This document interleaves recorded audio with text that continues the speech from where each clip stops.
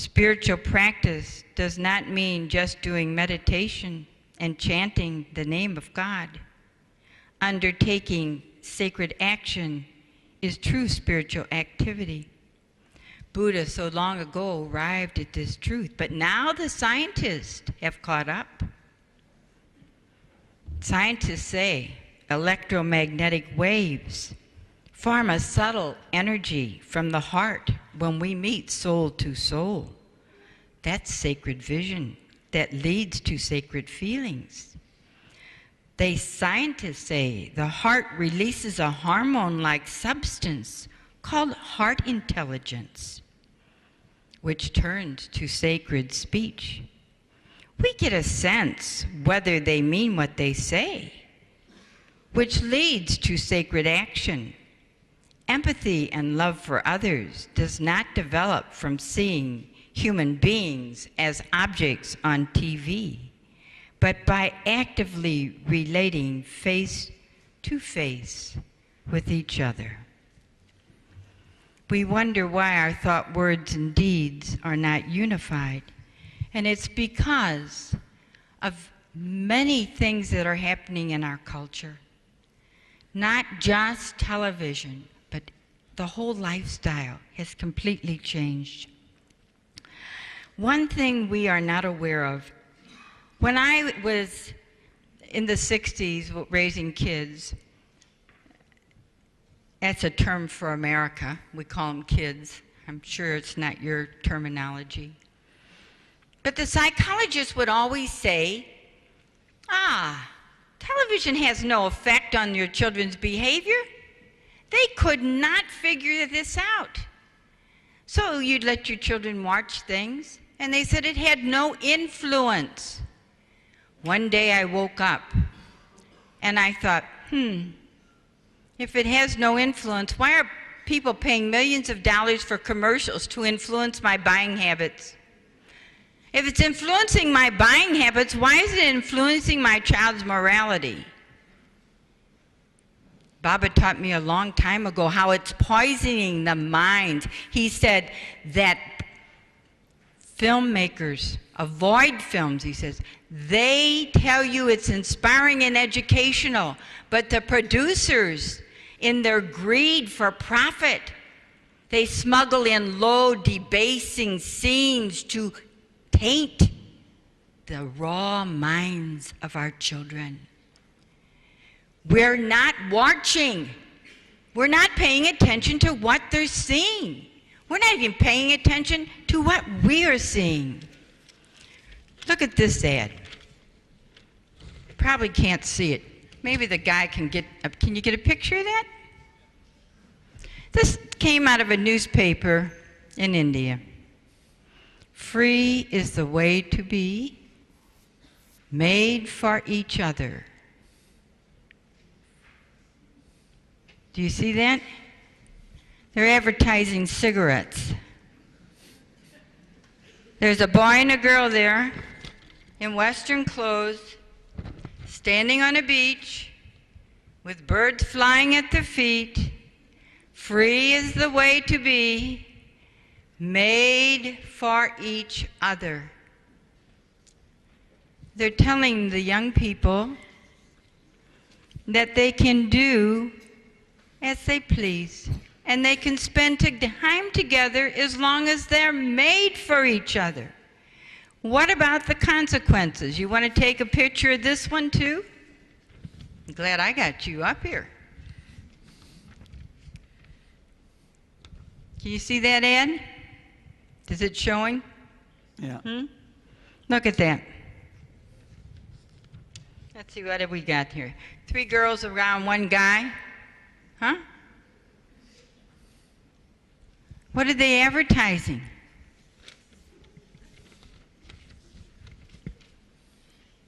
No escape, it says. Now we got Barbie. You know everybody like Barbie and Ken dolls? This is a new one. Barbie dumps Ken. Ditched Ken after falling for Blaine, a wild surfer from Australia. even though they have been going together for 43 years as a couple. Yeah, but tell them really what the reason. Read the rest of it. This is really important. This really bugs me. The couple was an example of one of the most rock-solid relationships ever. Now, Ken claimed the split-up was mutual. How many times have you heard your young people say? But according to the report, the stunning Barbie ditched Ken after falling for a hunk like Blaine. We can't even take our innocent little 6, 7, 8-year-old children anymore for granted the nonsense they're being given. Now, as a grandparent, you would naturally send them a Barbie outfit, wouldn't you? I mean, we've known Barbie for 43 years. What's wrong with Barbie? But in the outfit, there's going to be a Blaine that you don't even know about. And your little kid's going to see this kind of nonsense. So how are we programming young girls and boys? You see how subtle this media is doing to us? And we have to wake up and take time. We are so stressed out today. It's not easy. Not only do we have to end the day with patience, but now we got to analyze every blooming thing. Isn't it crazy? Every family should get together with all their family, their aunts and uncles, whoever you can, the adults. We did this one place, and it was absolutely amazing. They said, okay, who's got kids 0 to 5? Who's got kids 5 to 12? And who's got kids over 12? They said, okay, we're going to analyze what the kids watch on TV and what they want to watch. And we'll analyze it through proper vision. What we really know inside is right and wrong. They analyzed the shows and they got up together the next time they got together and talked about it to each other. Each little group gave a report like. The #1 show in America was rated the lowest show for teenagers and adults. Every negative thing they talked about was in that show. It was racist, it was sexist, it was degrading. It was unbelievable. And yet it was rated #1. You know, one of the young adults said to us, we're rugrats. And I said, what's a rugrat? You know, we laid on the carpet and watched television all the time. We were rugrats. Then the one girl said, do you know, Uncle, Auntie, when I was at the university, they had this sitcom on at night that was not really good, but it was mesmerizing. My friends would say, okay, let's get together and study. I could not give up that show. I was hypnotized by it. It was one of these daytime soaps that was on at nighttime or something. It was nonsense. She said, finally I realized I was losing relationships over this dumb TV show that had me mesmerized. You see how subtly they pull us in? And how subtly, if you really start looking at TV, I was so shocked. Parents are being put down as stupid by the media today because the kids got money to spend. So that's who they're advertising for. That's who they're advertising at. They bypassed us in our day because we had the money. 50 years ago, the kids didn't have any money. So they advertised and conned us. Now they're going after our kids because they got allowances. We got more affluent society. And India is starting to get a large middle class. And they're starting to have the same problems that we had in America 30 years ago. And it's right here now as I read the newspapers. It's all over the world, the same problem. We were taken to a little tiny island off of Athens with a friend whose grandfather built a house there and her father enlarged it. And it hadn't been discovered yet. It was an hour ferry boat ride, and it wasn't one of those big, hippie kind where all the rich people are buying everything up to date. It was still a pretty low-key place. She said, now here's a farmer. He has organic things he grows. So the farmer in Greek, of course, was talking to her. I don't know what to do. My child is watching television, and he wants Michael Jordan tennis shoes, and I don't have the money. Here we are on this little tiny island over an hour ferry boat ride at Harley. There's nothing around but old-time little places to cook and bake in and a big mountain up on top where a little few shops are. There's nothing there. And yeah, lots of goats, old rock walls that were 50 years old. And yet this man is saying, my son wants Michael Jordan tennis shoes. What am I going to do? Because there's television. It's just amazing. This media has come into our lives. And now this wonderful IT generation. Be careful. That's all I can say is we have to be careful. Television creates desires inside of us. And if you don't see something and you don't know about it, you don't want it. But since it's broadcasted all over today, we all see things and we want them. And so we got both parents working, we got everybody stressed out, trying to achieve what we think is going to make us happy. And then when we get it, within 2 or 3 months, the joy of it is gone and there's something else in its place. My youngest daughter has got 2 children, 7 and 9 now. 4 years ago, after the second child was born, they had more toys than my whole 4 kids had their whole life. His parents spoiling and buying him things, them buying. She had, this is the God's truth, she had toys in the family room, toys in the living room, toys in the bedroom, toys in her bedroom, and toys in the bathroom, in the kids' bathroom, and their bathroom. It was in the kitchen, I forgot that. Don't forget the toy room. Oh yeah, and the basement. We had basements. They have basements in St. Louis. And then toys in the patio. I couldn't believe it. Now, when that kid gets a new toy, what's the big deal? Nothing. I got another child who was on drugs, who's off of drugs, who was married, whose husband died, who raised a child with no money, nothing. This child was so happy to color, to do something simple. She is just as happy, if not more happy, than the little ones that have everything. Now, the 9-year-old says, oh, this boy down the street is so wonderful. I said, oh, does he speak nice and he's polite? Oh, no, Grandpa. He can do this Game Boy. Man, he is fantastic with this thing. And Rita says, but Vinny, all that means is he has hand and eye coordination. Does he treat you nice? Duh. There's silence. The kid is said how wonderful he is because he has hand-eye coordination.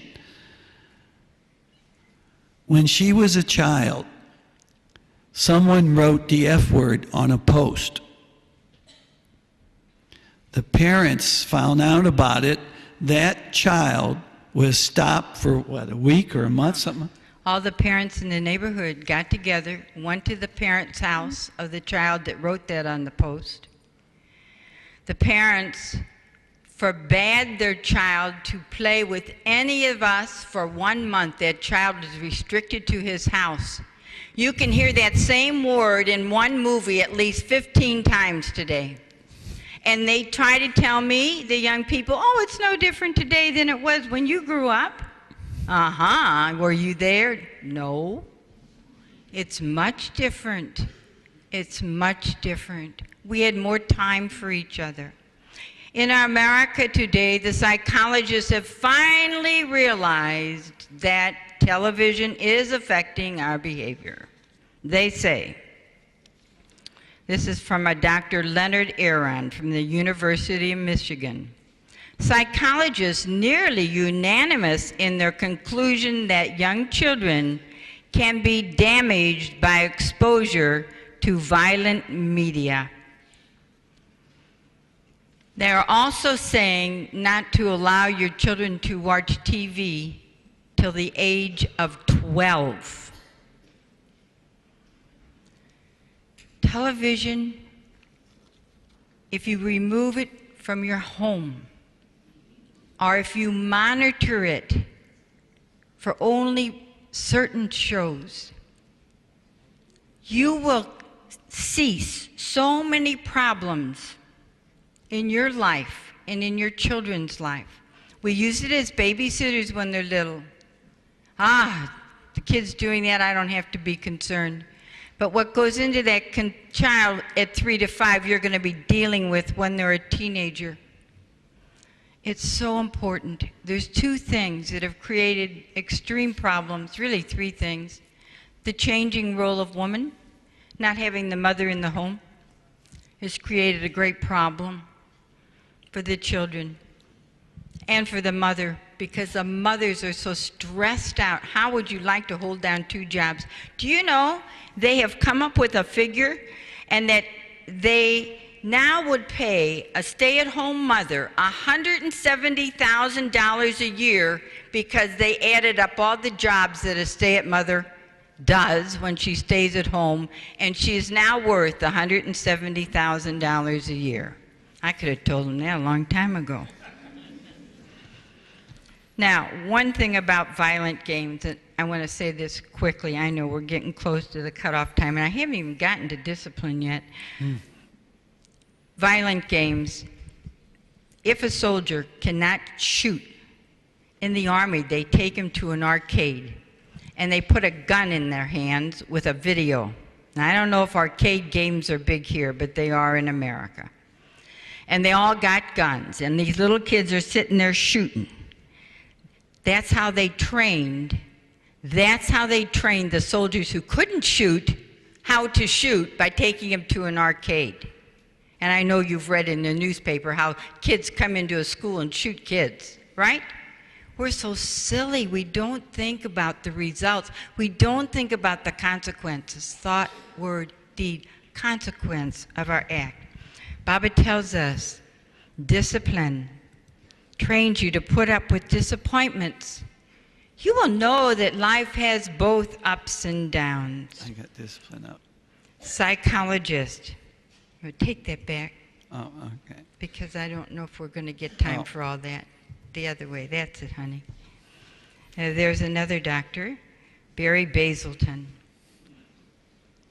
He says being able to set limits is a parent's second most important job after love. Teach children not to receive anything for nothing.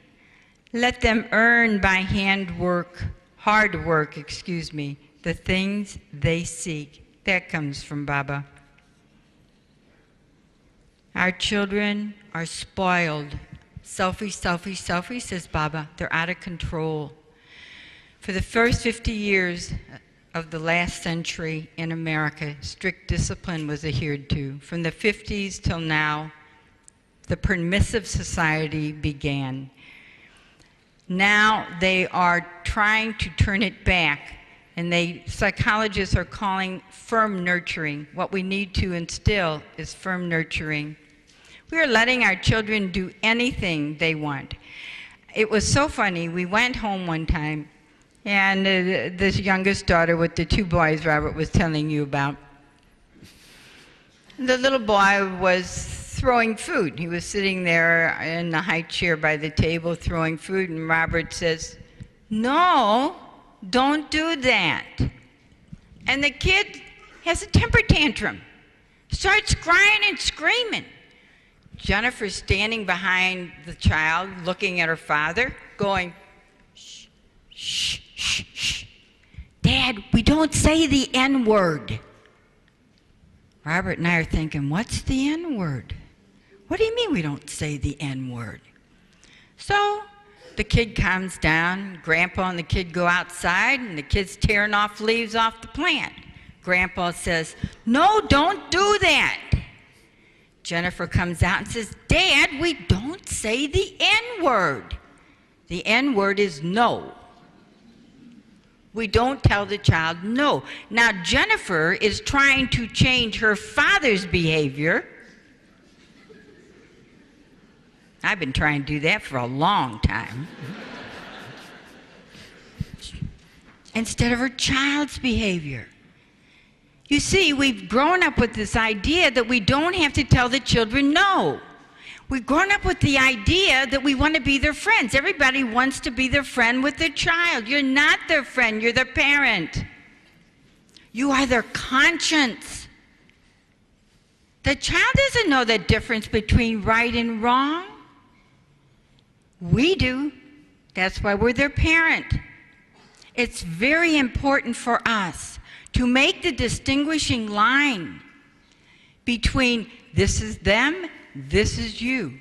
And they are going to do everything they can to break you down.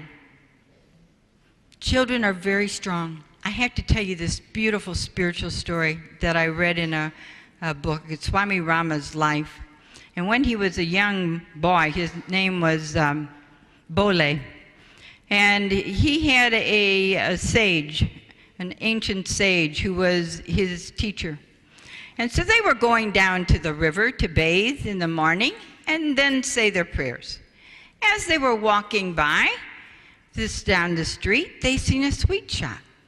Ah, Bole wanted a sweet. The sage says, no, you can have a sweet. After we go to the river, bathe and say our prayers, then you may have your sweet. The child had a temper tantrum. Screaming, crying, yelling, carrying on. The sage is very wise. He went and sat beside the road. But the proprietor couldn't stand the kid making so much noise outside his shop. He's driving away business, so he comes out with a sweet. The sage says, no, we don't take this sweet. He repeats, you can have a sweet. After we go down to the river and bathe, say our prayers, then you can have a sweet. Child's still crying. Now the child's smart. A truck is coming, so the child lays in the middle of the road. The child's laying in the middle of the road. Oh, I'm going to get it now, thinks this child. I'll scream, yell, and carry on. He'll do something. The truck stops. Truck driver rolls down his window. He says, get this kid out of the middle of the road. The ancient sage says, just run right over him. Good, huh? Good? Isn't that good? Huh? It's so important that you realize your role. And you are a parent. And that's how much determination a child has, and they're going to fight you every inch of the way. My kids used to say, Mother, you're so old-fashioned. Have you ever heard that one? And you know what I'd say? Oh, yeah. And if old-fashioned means good morality, you better believe it. You better believe it. You got to be strong. Don't let them whittle you down. You want good children. You got to mold their character, and it takes firmness. It takes strength of character on yourself. And don't let them get by with this stuff. Just because everybody else in town is doing it, they don't have to do it. Spend more time together. Do chores together. I said to my mother one day, just once, I'm bored. Oh, wonderful, she says. Here's a bucket of water and a rag. You go wash all the windows in the house. Do you think I ever got bored again? Huh? You got to get creative. You got to get creative. We did a session today called Back Talk in our workshop. And It's quite interesting, and I'm only going to give you a little tip about it. We speak so much and we talk so much that our children don't listen because of the media. My kids would play the mute button on the control. I'd talk and they go, there she goes again. And they didn't listen. We've gone through 50 years in America of psychologists telling us we must explain why we're doing things so our children understand, communicate, and talk to them. And so that's what we've been doing, talking. But they're not doing, and we're not putting any restrictions or no discipline, no limits, so the house has fallen down. The house of Harmony House has fallen down of human values. It is so important. Don't talk. If you've explained to your child that I want you to clean your bedroom this weekend, it's your job to clean it and pick it up. It's on a Saturday or on a Sunday. They didn't do it. Monday comes and the kid wants to go to a soccer game. You're not taking them. You're sitting in the bathtub enjoying a nice warm bath with the music on. Not until that child comes to you and says, why aren't you taking me to the soccer game? Now they may be ready to listen. And then you say, did you do as I asked you to do? Did you clean the room? No. So I'm not doing this. Let their laundry pile up. Don't make dinner. I don't care what it does. Give them an action. If you give them an action, they will learn and start thinking about, why is mom and dad acting like this? And when they get ready to find out, that's the time for us to talk. Let me do a couple really quick things. Okay, whoops. There's a lot to this parenting, isn't there? There's a simple thing that you can start with called house rules. And you can break an activity up into different things, and you can have a prayer or homework or quiet time depending on the age of the child. Don't try to do it all at once. Start out with one little thing. But always have a consequence. If the child doesn't do it, that's a reasonable consequence. If he doesn't go to bed at 8:30 like he's supposed to, or 9 o'clock, the next day he goes to bed 15 minutes earlier. We want to start getting them with self-esteem because they know they have worth. Their thought, word, and deed mean something, and that builds up their self-esteem, the same as it does ours. If I look at you in the eyes and say, I will do this, and I don't do it, do I have self-esteem? Billy, I will meet you at 7:30 and we will go do the soup kitchen. If you're there at 7:30, I don't show up, what kind of self-esteem do I have? I don't have, I lose it. Okay? Thought, word, and deed. It's so important for us, but it's critical that we keep this going for our children. Don't go through the contract. We don't have time. I got to mention it. I got to admit. Okay. I got to do this one. This one. Yeah. Okay. This is one of the simplest things we can do, especially as our children get a little older, to save us from going totally crazy. It's called a contract, and I know it works because we've been in sessions where we've been told by people that this is the same thing a doctor gave their kids to save their family from going crazy. It's thought. Start with first word. Okay, it's word. I will bring the car home at 12 o'clock tonight. Okay? That's what I'm going to do. Child's name. Oh, his child's name. Child's name's at the top. Yeah. All right. Okay. Whatever your child's name is at the top, that's his word. Agrees to bring the car home at 12 o'clock. The consequence. If broken, you lose car privileges, say for 1 week or 2 weeks, whatever you decide on. He signs it and you sign it. Okay? 1 o'clock comes. You're not pacing the floor going totally crazy. You're angry and all that nonsense like what happens. You go to bed. Next morning, breakfast time, you hand him the contract. What are you talking about? No conversation. He made a contract. Thought, word, and deed. He creates self-esteem and responsibility. Okay. No screaming, no yelling. This simple little tool can help so much. And we have so many stories we don't have time to tell you that people have told us about this simple thing.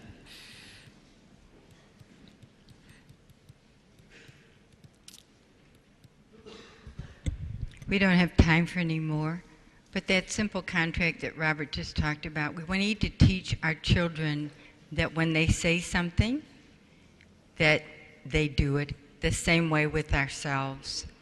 And we want to thank all of you tonight for sitting so patiently and being such a good and responsive and attentive audience.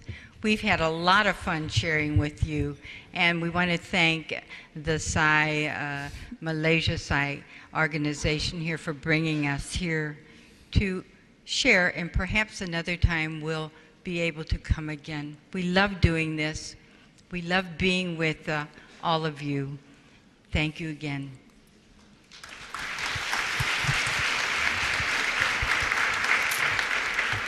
Oh, okay.